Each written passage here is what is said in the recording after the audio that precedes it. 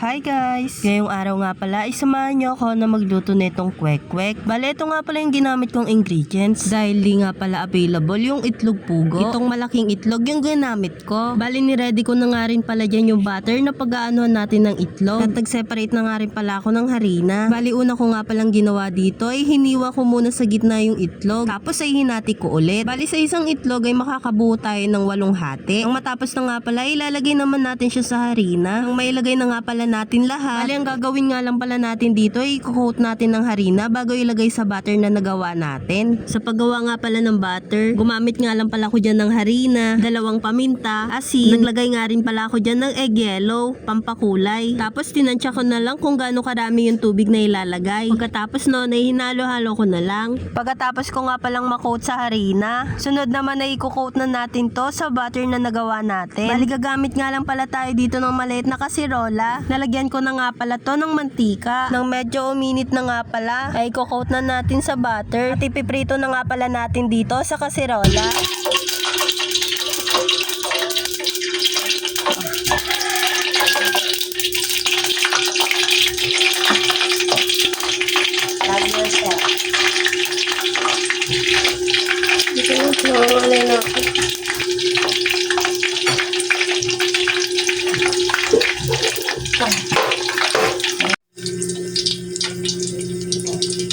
Bale, ito nga pala yung first batch natin. Kuhang-kuha naman, 'di ba? Mukhang kwek-kwek talaga.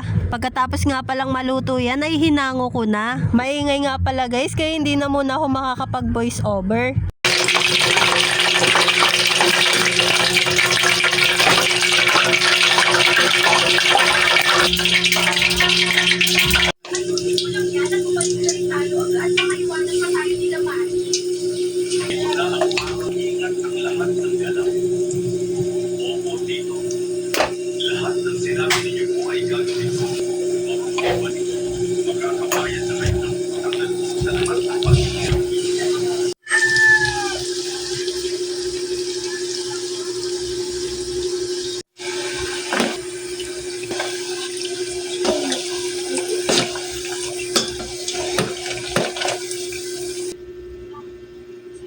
Dahil may natira nga palang butter, ay kukut din natin tong hotdog. Bali, same process nga lang din yung ginawa ko sa kanya sa kwek-kwek.